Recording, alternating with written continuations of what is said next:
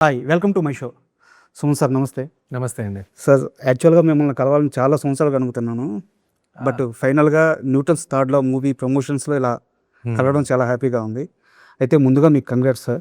అనగనగా అవార్డు రావడం, so best మూవీకి ఒక అవార్డు రావడం అనేది ఎప్పుడు మంచి విషయం. మీరు ముంబైలో అవార్డు తీసుకోవడం జరిగింది. థ్యాంక్ యూ అండి. సో ముందుగా దానికి కంగ్రాట్స్. Thank you. అయితే ఇంకో థ్యాంక్స్ కూడా చెప్పాలి సార్ మీకు. 2003 సత్యం సినిమా రిలీజ్ అయింది.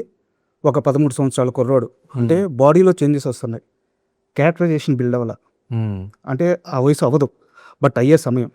ఆ సత్యం సినిమా చూసిన తర్వాత అందులో హీరో క్యారెక్టర్ చూసి ఓకే, ఒక మనిషి తోటి పక్క మనుషులతో ఇలా లాయల్గా ఉండొచ్చా, ఒక క్రియేటివ్ మైండ్ సెట్తో ఇలా బతకొచ్చా, అతని ప్రపంచం ఇంత అందంగా ఉంటుందా, ఇలా లైఫ్ లాంగ్ బతికితే ఎంత బాగుంటుంది.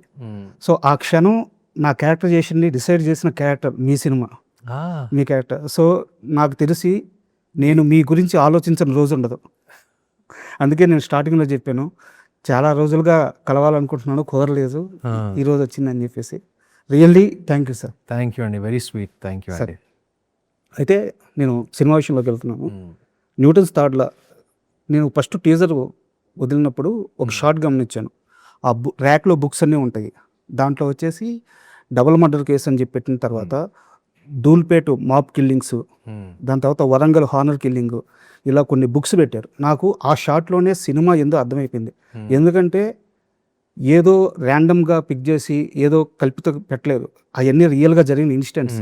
సో ఆ కథ కోసం డైరెక్టర్ కానీ రచయిత కానీ, అంటే వారే రైటర్ కాబట్టి ఎంత హోంవర్క్ చేశారో అర్థమవుతుంది.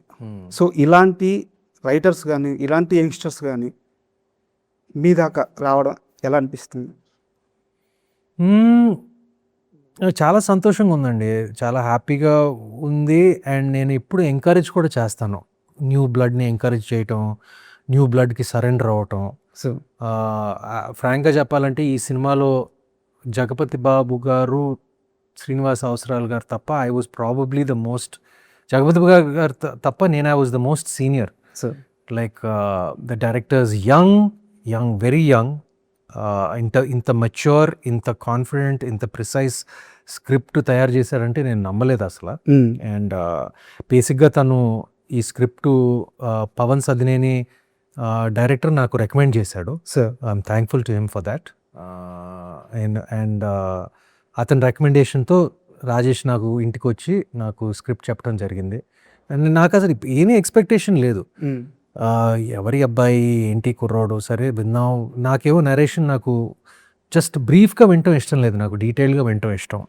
అండ్ చెప్పటం మొదలుపెట్టిన తర్వాత అలా ఎక్కడో వెళ్ళిపోతూ ఉంది అసలు. ఇది ఒక ఎత్తు తర్వాత ఒక ఎత్తు తర్వాత ఇంట్రెస్ట్ తర్వాత ఒక ఇంట్రెస్ట్, ఒక ట్విస్ట్ తర్వాత ఒక ట్విస్ట్. చాలా బ్యూటిఫుల్గా చెప్పాడు కదా. అండ్ ఆ ఫస్ట్ నేరేషన్లోనే ఓకే చేసిన స్క్రిప్ట్ ఇది. అది చాలా రేర్గా జరుగుతుంది. అండ్ ఎస్పెషలీ ఒక కొత్త డైరెక్టర్. అవును, నాకు అది జరిగింది బేసిక్గా లాస్ట్ 10 yearsలో, ఓన్లీ లాస్ట్ 10-11 yearsలో మళ్ళీ రావాకి జరిగింది అండ్ ఈ న్యూటన్స్కి జరిగింది. ఓకే, ఫస్ట్ నేరేషన్లోనే ఓకే చేసిన సబ్జెక్ట్. అయితే డైరెక్టర్ గారు ఒక స్టేజ్ మీద మాట్లాడుతూ చాలామంది రిజెక్ట్ చేసిన స్టోరీ ఇది, అలాగే చాలామంది ఓకే చేసి ముందుకి ఫార్వర్డ్ కాలేకపోయిన స్టోరీ ఇది అని చెప్పి ఒక సందర్భంలో మాట్లాడారు. ఇంత గొప్ప స్టోరీ అక్కడ హోల్డ్ అయిపోవడానికి, మీరు ఓకే చేయడానికి ఏ సెన్సిబిలిటీస్ పనిచేస్తాయి? అంటే అదర్స్కి కానీ మీకు కానీ ఒక సెన్సిబిలిటీ ఉండాలి కదా ఆ కథను జడ్జ్ చేయడానికి. ఎక్కడ మిస్ అవుతుంది అది? అంటే చాలా కథలు ఇలాగే మిస్ అయిపోతున్నాయి ఇండస్ట్రీలో. మేకర్స్కి ఆ కథను జడ్జిమెంట్ సెన్సిబిలిటీ ఎలా ఉంటుంది అనేది నాకు అర్థం కావట్లేదు. నాకు బహుశా నాకు నిజంగా ఆశ్చర్యం వేసిందండి. నేను ఎందుకంటే నాకు అది మా ఆ ఫంక్షన్లోనే తెలిసింది రాజేష్ ద్వారా. ఈ కథ చాలా చోట్లకి వెళ్ళింది, ఆఫీసులు ఓపెన్ చేశారు కానీ మళ్ళీ క్లోజ్ చేశారు. ఇది నాకు ఈ విషయం నాకు తెలియలేదు. అండ్ ఆనెస్ట్గా నేను చాలా ఆశ్చర్యపోయాను. ఇంత మంచి సబ్జెక్టు ఏంటి, ఓకే ఎందుకు ఓకే చేయలేదు? ఎందుకంటే ఇది బడ్జెట్లో తీయగల, అంటే మేము బాగా స్పెండ్ చేసాము సినిమా మీద, బట్ బడ్జెట్లో కూడా తీయొచ్చు ఈ సినిమా. అండ్ ఈవెన్ ఈ సబ్జెక్ట్కి ఏంటంటే there is no clear hero. The clear hero is actually the screenplay. So అంత బాగుంటుంది స్క్రీన్ ప్లే. ఎందుకు ఓకే అవ్వలేదు అని నా అభిప్రాయం. నేను చాలా సర్ప్రైజ్ అయ్యాను. నేను బట్ నిజంగా- అప్పుడప్పుడు జరుగుతాయండి. అప్పుడప్పుడు నాకు తెలిసి ఇది ఒక్కటే కాదు, చాలా సబ్జెక్టులు చాలా దగ్గరికి వెళ్ళి చాలామంది నో అన్న సబ్జెక్ట్, అర్జున్ రెడ్డి లాంటి గొప్ప సబ్జెక్ట్కే అది జరిగింది. అది సార్ పెళ్లి చూపులకి జరిగింది. సో జరుగుతాయండి అప్పుడప్పుడు కొన్ని సబ్జెక్టులకి ఇటెళ్ళి అటెళ్ళి. మీ లైఫ్లో మీరు ఇలా వదులుకున్న అంటే వేరే కారణాల వల్ల కావచ్చు, ఏ కారణాల వల్ల కావచ్చు, మీరు వదిలేసుకోవాల్సి వచ్చిన హిట్ మూవీ అంటే ఏదైనా ఉందా మీ లైఫ్లో? రెండు ఉన్నాయండి నాకు. అంటే నా దగ్గరకు వచ్చిన సబ్జెక్టు, నేను వద్దనుకున్న సబ్జెక్టు రెండు ఉన్నాయి. చాలామంది వేరే వేరేగా అనుకుంటారు కానీ రెండు సబ్జెక్టులు ఏంటంటే నువ్వే కావాలి. ఓకే. అది డెఫినెట్గా నాకు అది ఒక బాధ ఉంది, ఒక రిగ్రెట్ ఉంది, అది ఎందుకు ఓకే చేయలేదని. కానీ దానికి కారణం కూడా ఉంది. ఎందుకంటే అప్పుడు ఆ టైంలో నేను 2 సినిమాలకి ప్యారల్గా పనిచేస్తున్నాను. ఇది యువకుడు, పెళ్లి సంబంధం. సార్ సో ఆ డేట్స్ మూలంగా అది ఓకే చేయలేకపోయాను. కానీ ఆ బాధ ఇంకా మిగిలిపోయింది, నువ్వే కావాలి. బట్ దాని తర్వాత స్రవంతి రవికిషోర్ గారే నాకు గౌరీ ఇచ్చారు. So it's okay. But I still ఆ క్లాస్మేట్ సారీ నువ్వే కావాలి ఎలా మిస్ అయిందని నాకు చిన్న బాధ ఉంది. దాని తర్వాత దేశముదురు, ఈ 2 సబ్జెక్టులు నేను మిస్ అయ్యానండి. బట్ దేశముదురు బహుశా నేను చేస్తుంటే అది ఆడేది కాదు. అది ఓన్లీ అది అల్లు అర్జున్ చేస్తేనే ఆడేది. అది అంటే పూరి గారు వచ్చి మీకు నెరేషన్ ఇచ్చారండి. So yeah. ఓకే. అండ్ అయితే నేను ఒక సీరియస్ క్వశ్చన్ అడగాలి సార్. న్యూటన్స్ థర్డ్ లాకి సంబంధించి జానన్ని రీడిఫైన్ చేయగల సినిమా అని చెప్పేసి ఒక స్టేట్మెంట్ ఇచ్చారు. అలాగే థ్రిల్లర్ ప్రస్తావన వచ్చిన ప్రతిసారి న్యూటన్స్ థర్డ్ లా మూవీ ప్రస్తావన వస్తుంది అని కూడా ఒక స్టేట్మెంట్ ఇచ్చాడు. అయితే ఇది సినిమాకి బడ్డన అవదా ఈ ఓవర్ ప్రమోషన్? అంటే సినిమాలో సబ్జెక్ట్ ఉండొచ్చు, చాలా ప్రామిసింగ్గా ఉంది టీజర్ కూడా, బట్ ఈ రేంజ్ స్టేట్మెంట్స్ సినిమాకి బడ్డనవా? అంటే నేను ఎవరిని ఎగ్జాంపుల్ చెప్తున్నాను, ఎవరిని కించపరచాలని ఇంత ఉద్దేశం కాదు. సినిమా రిలీజ్ కాకముందే కల్ట్ బొమ్మని చెప్పడం, ఈ మధ్యకాలంలో ఇలాంటి స్టేట్మెంట్స్ ఎక్కువైపోయినాయి. సో దీన్ని మొయ్యాల్సిన అవసరం ఉంటుంది కదా, కథ మీద సినిమా మీద ఇంకొంచెం భారం వేసినట్టే కదా. ఇలాంటి స్టేట్మెంట్స్ విషయంలో మీ స్టాండ్ ఎలా ఉంటుంది అని తెలుసుకోవాలని. నేను కొంచెం ఎప్పుడు మోడరేట్గానే చెప్పే రకం నేను. But director is very confident. నేను కూడా సినిమా పట్ల నాకు చాలా కాన్ఫిడెన్స్ ఉందండి. కానీ నేను కొంచెం సబ్డ్యూడ్గా ఉంటాను. నేను జనరల్గా కొంచెం మోడరేట్గా, కొంచెం బ్యాలెన్స్డ్గా చెప్పే రకం నేను. బట్ మా Rajesh he's very confident about the film, very very confident. If he feels that way, అందరు పర్సనాలిటీస్ నాలాగా ఉంటారు, మీలాగా ఉంటారు. కొంతమంది కొంచెం చెప్పేస్తారు ఎందుకంటే వాళ్ళు తన కష్టం ఇన్ని సంవత్సరాలు ఈ స్క్రిప్ట్ పట్టుకుని ఆఫీస్ చుట్టూ తిరిగాడు. ఆ కాన్ఫిడెన్స్ ఉండటంలో నష్టం లేదండి. And I also feel that confidence. కానీ నేను తను చెప్పినట్టు నేను ఎక్స్ప్రెస్ చేయలేను. బట్ నేను జనరల్గా కొంచెం ఎక్స్ప్రెషన్లోనే కొంచెం తక్కువ. నేను ఓన్లీ నాకు షూటింగ్ టైంలోనే ఎక్స్ప్రెసివ్గా ఉంటాను, లేకపోతే ఈ ప్రమోషన్స్ టైంలో ఎక్స్ప్రెసివ్గా ఉంటాను. లేకపోతే సహజంగా నేను చాలా బ్యాలెన్స్డ్గా చాలా కామ్గా ఉండే రకం నేను. బట్ ఐ సపోర్ట్ హిమ్ అండి. Like if he feels that way, all power to him, అంతే. సూపర్. అయితే నాకు ఇంకా బాగా నచ్చింది ఏంటంటే కర్మ సిద్ధాంతాన్ని న్యూటన్స్ థాట్లని కలిపి ఒక టైటిల్ పెట్టాలన్న ఆలోచన చాలా బ్యూటీగా ఉంది. ఈ థాట్ ఎలా వచ్చింది, ఎవరికి వచ్చింది? రాజేష్కేనండి, డైరెక్టర్కే సార్. ఎందుకంటే తను ఆలోచించి, అంత యంగ్ ఏజ్లో ఆలోచించి కూర్చుని అల్లిన కథ ఇది. అండ్ తనకి ప్రతి కోణం తెలుసు, ప్రతి డీటెయిలింగ్ తెలుసు ఇదంతా. So right from Newton's third law is equal to karma నుంచి క్యారెక్టర్ పేర్లు, నా పేరు వాసుదేవ్ అని పెట్టాడు. మిగతా క్యారెక్టర్లు అన్నిటికీ ఒక మహాభారతం నుంచి పేర్లు పెట్టాడు. ప్రతి దానికి ఒక అర్థం ఉంటుంది సార్. అది మీరు సినిమా చూసాక తెలుస్తుంది. అంటే అంత డీటెయిలింగ్కి వెళ్ళాడు, అంత ప్రిసైజ్గా డీటెయిలింగ్కి వెళ్ళాడు. It's all credit goes to Rajesh only for that. And మీ లైఫ్లో కర్మ సిద్ధాంతం నిజమైన సందర్భం ఉంది అంటే మీరు ఏమీ ఆశించకుండా ఎప్పుడో ఒక మంచి పని చేస్తే ఆ మంచి పని తిరిగి మీకు మంచి చేసిన సందర్భం ఏమన్నా ఉందా? డెఫినెట్గా ఉంటుంది.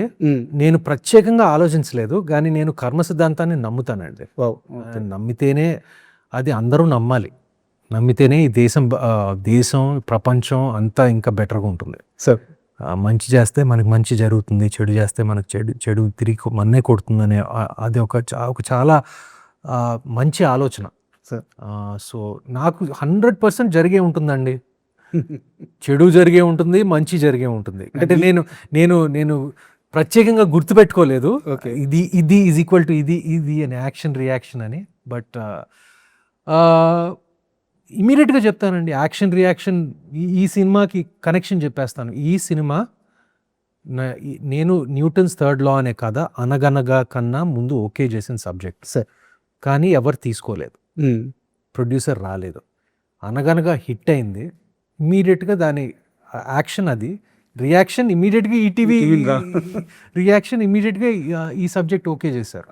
అవును. సో ఇక్కడే యాక్షన్ రియాక్షన్ జరిగింది ఈ సినిమా ద్వారానే. Sir so happens. అయితే ఈ మధ్య కాలంలో నేను తెలుగు వరకు చెప్తున్నాను, ఓటీటీ అనగానే ఈటీవీ విన్ పేరు చాలా స్ట్రాంగ్గా వినిపిస్తుంది. కంటెంట్ ఉన్న మూవీస్ ఇస్తున్నారు వాళ్ళు. కంటెంట్ ఉన్న మూవీస్తో పాటు ఆ ఎమోషనల్ అటాచ్మెంట్ ఉంటుంది వాళ్ళ కంటెంట్తో. అలాంటి ఈటీవీ విన్కి మీరు పాజిటివ్ సెంటిమెంట్గా వాళ్ళు ఫీల్ అయ్యేంత రేంజ్కి వెళ్ళిపోయారు. అంటే మీ ద్వారా సక్సెస్ స్టార్ట్ అయిందని ఒక స్టేట్మెంట్ ఇచ్చేలాగా పరిస్థితి వచ్చింది. సో ఈటీవీ విన్తో అటాచ్మెంట్ ఎలా సెట్ అయింది? ఐఎమ్ వెరీ హంబుల్డ్ అండి, చాలా గర్వపడుతున్నాను, చాలా బాధ్యత కూడా ఉంది, చాలా ఐఎమ్ ఫీలింగ్ ఫ్లాటర్డ్ ఆల్సో. ఎందుకంటే ఈటీవీ హిట్ స్ట్రీక్ అనేది బేసిక్గా 90s సిరీస్ ద్వారా, అనగనగా సినిమా ద్వారా అక్కడ స్పార్క్ స్టార్ట్ అయింది నిజమైన సక్సెస్ ఈటీవీ విన్ అని వాళ్ళే చెప్తారు. సార్ అవును. సో నేను ఆ సక్సెస్కి, ఇదేమంటారు, ఆ మొమెంటమ్కి, ఆ బిగినింగ్కి ఒక భాగంగా ఉన్నందుకు నాకు చాలా సంతోషంగా ఉందండి.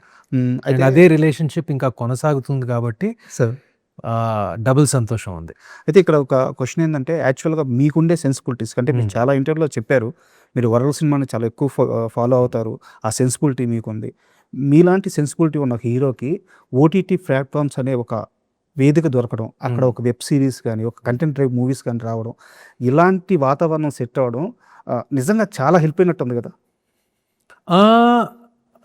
అది రెండిటికి స్థానం ఉందండి. సార్ ఇప్పుడు ఈటీవీ వాళ్ళు ఇప్పుడు ఓటీటీలో బాగా ఫేమస్ అయిపోయి ఇప్పుడు థియేట్రికల్స్ వైపు వస్తున్నారు. అవును.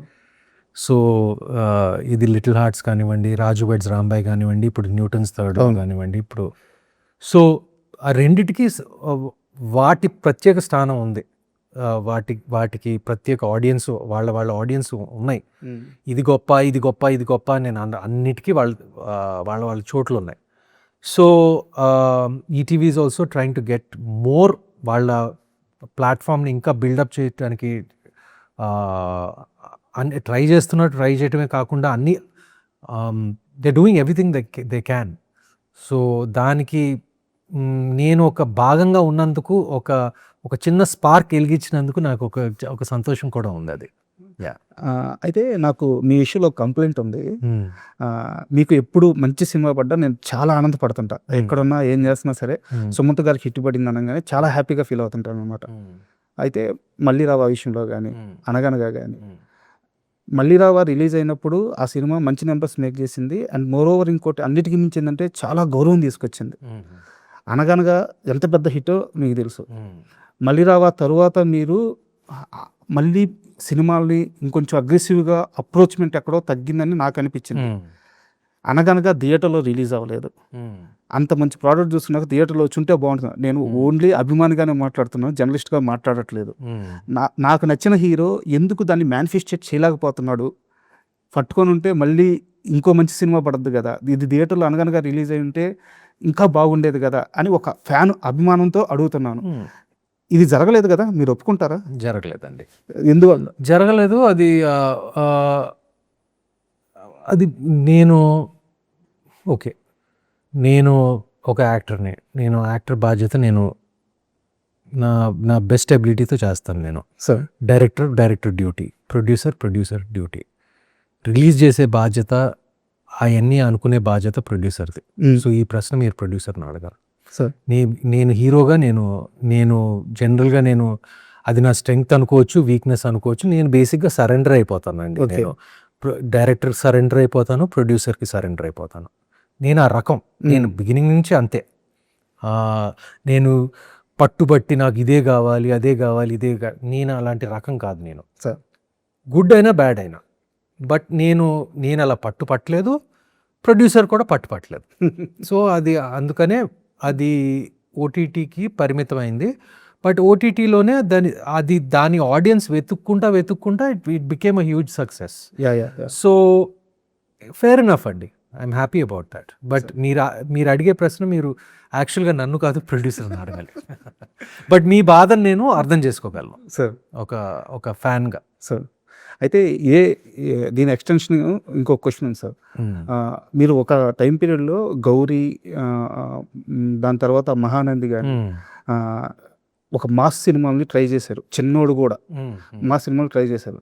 యాక్చువల్గా గౌరీ మంచి హిట్, మహానంది ఓకే యావరేజ్గా గుడ్ మూవీ, అండ్ చిన్నోడు కూడా బ్యాడ్ మూవీ అయితే కాదు. బట్ ఆల్ ఆఫ్ సడన్గా మళ్ళీ క్లాస్ మూవీస్ అవి బిగ్గెస్ట్ హిట్స్ వచ్చినాయి మళ్ళీ. సో మాస్ వైపు నేను ఇంకొంచెం వెళ్ళుంటే బాగుండేదని ఏమన్నా అనిపించిందా, లేదంటే ఎందుకు అది సరైన దారిలో వెళ్ళలేకపోయింది మీ రేంజ్ కదా? నాకు అవకాశాలు రాలేదండి. నాకు అలాంటి అవకాశం వస్తే, నాకు గౌరీ లాంటి అవకాశం వచ్చుంటే సార్ నేను డెఫినెట్గా ఓకే చేసేవాడిని. నాకు ఎందుకో నాకు నచ్చిన యాక్షన్ సినిమాలు, నచ్చిన మాస్ సినిమాలు నాకు దాని తర్వాత నాకు రాలేదు సార్. చాలా వచ్చినాయి, కానీ అది నాకు కథ నచ్చలేదు, ఏదో మీడియాకర్గా ఉందని అనిపించి నేను ఓకే చేయలేదు. ప్యారలల్గా నాకు క్లాస్ సినిమాలు నాకు బాగా నచ్చినాయి ఇది సబ్జెక్ట్లో, అదే టైంలో, అదే క్రమంలో. సో నేను ఇటువైపు వెళ్ళిపోయాను. మాస్ సినిమాలేమో నాకు, యాక్షన్ సినిమాలు నాకు మంచి అవకాశాలు రావటం, నాకు వీటి బదులు నాకు గోదావరిలో వచ్చినాయి, గోల్కొండ హై స్కూల్లో వచ్చినాయి. నాకు గౌరీలు రాలేదు. మళ్ళీ గౌరీలో వస్తే నేను ఎందుకు ఒప్పుకోనండి, నేను తీసుకుంటాను. బట్ ఈ కమర్షియల్ ఎలిమెంట్స్, ఫర్ ఎగ్జాంపుల్ ఇప్పుడు యాక్షన్ ఎలిమెంట్స్, ఇప్పుడు నా నెక్స్ట్ సినిమాలో మహేంద్రగిరి వారాహిలో ఖచ్చితంగా యాక్షన్ బ్లాక్స్ ఉన్నాయి, ఒక కమర్షియల్ బ్లాక్స్ ఉన్నాయి, అవన్నీ ఉన్నాయి. సో అది ఓకే చేశాను. అది కూడా సెప్టెంబర్లో రిలీజ్ అవబోతుంది. అది మంచి సక్సెస్ అవుతుందని మేము కూడా ఆశిస్తున్నాం. అయితే ఇక్కడ నాకు చిన్న డౌట్, మీరు యాక్టింగ్ విషయంలో అంటే చాలా ఇన్స్టిట్యూట్కి వెళ్ళి ట్రైన్ అవ్వడం ఇలాంటి ప్రొసీజర్ జరగలేదు కదా? ఎందుకు అడుగుతున్నానంటే, యాక్చువల్గా ఒక మాస్ సబ్జెక్ట్స్ తీసుకొని అక్కడ హిట్స్ పడి తర్వాత వెంటనే ఒక క్లాస్ జానర్కి మారిపోయి అక్కడ హై లెవెల్ యాక్టింగ్ ఇవ్వడం అందరి హీరోలకి సాధ్యం అవ్వలేదు, ఇప్పటిదాకా అయ్యే పని కూడా కాదు. బట్ సుమంత్ కెరీర్లోనే ఆ మ్యాజిక్ జరిగింది. సో ఎలా బ్యాలెన్స్ చేశారు ఆ పీరియడ్ మీరు యాక్టింగ్ పరంగా? అంటే ఉన్న అవకాశాల్లో మంచి నేను సెలెక్ట్ చేసుకున్నాను. Okay, selection okay. ఆ క్యారెక్టర్లోకి ఇప్పుడు ఉదాహరణకు గోదావరి సినిమా చూస్తుంటే అసలు గోదావరి చాలా ఈజీగా వచ్చింది. అది యాక్టింగ్ లాగా ఉండదు, అసలు ఉండదు. నాకు అలాంటి క్యారెక్టర్ ప్లే చేయడం చాలా ఈజీ నాకు. ఓకే, ఇన్ఫాక్ట్ మాస్ క్యారెక్టరే వాటికి మనం ఇంకొంచెం కష్టపడాలి. నేను సార్ అంటే డాన్సులు రిహర్స్ చేయాలి, ఫైట్లు రిహర్స్ చేయాలి, లైక్ ఫిజికల్గా కొంచెం అవన్నీ. తెలుగు బాగా మాట్లాడతాను, మాస్ డైలాగులు బాగా చెప్పగలను అన్నీ. బట్ ఒక ఫిజికల్ స్ట్రెయిన్ అనేది ఉంటుంది, ఒక ఫిజికల్ ప్రిపరేషన్ ఉంటుంది. సో నాకు మంచి అవకాశాలు రాలేదు ఆ టైంలో. But Godavari, Golconda high school లాంటి సినిమాలు, ఎందుకో అనగనగా లాంటి సినిమాలు నేను ఈజీ అన్నో. బట్ నాకు ఇలా ఉంటాయి సార్ మీ యాక్టింగ్. అసలు నేను అలా చెప్పనండి, కానీ అలా అవ్వదు, మనం అనుకుంటాం అవుతుందని. బట్ నాకు సహజంగానే జరుగుతుంది, మనకు చూడడానికి అలా అనిపిస్తుంటుంది, సహజంగానే జరుగుతుంది నాకు. సార్ నాకు నేను ప్రిపేర్ అనగనగా గురించి, అవును, for example came quite easily అండి to me, not a problem. మీరు యాక్చువల్గా emotional person? I'm not a very emotional person అండి. I'm actually very less emotions.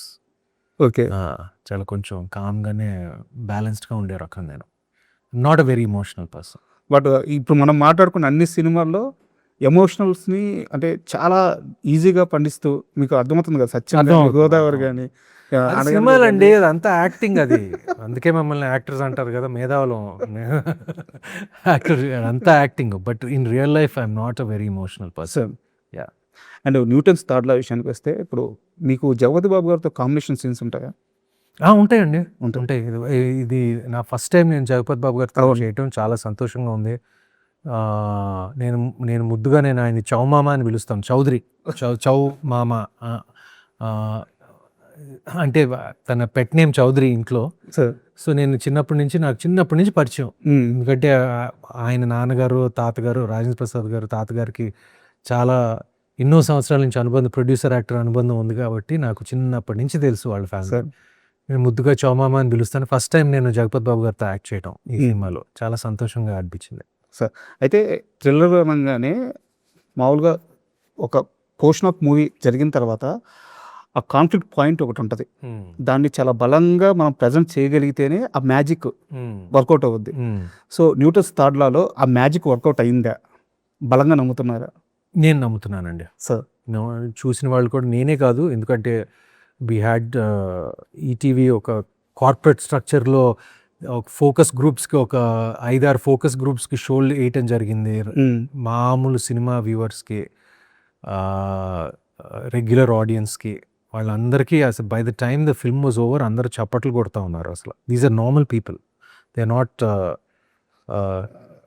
So the feedback has been very good okay so far. And regular audience కూడా చూసినప్పుడు థియేటర్లో తప్పకుండా వాళ్ళు ఈ focus groups enjoy చేసినంత వాళ్ళు ఎంత సాటిస్ఫై అయ్యారో వాళ్ళు రెగ్యులర్ ఆడియన్స్ కూడా అంతే సాటిస్ఫై అవుతారని మా నమ్మకం. లెనిన్ మూవీ చూసారా మీరు? అఫ్ కోర్స్ అండి, చూశాను. చూసారు. బాగా నచ్చింది. అంటే నాకు లెనిన్ మూవీ మొత్తం ప్రాసెస్లో నాకు బాగా నచ్చింది ఏంటంటే అఖిల్ గారి కష్టం స్క్రీన్ మీద ఖచ్చితంగా కనిపిస్తుంది.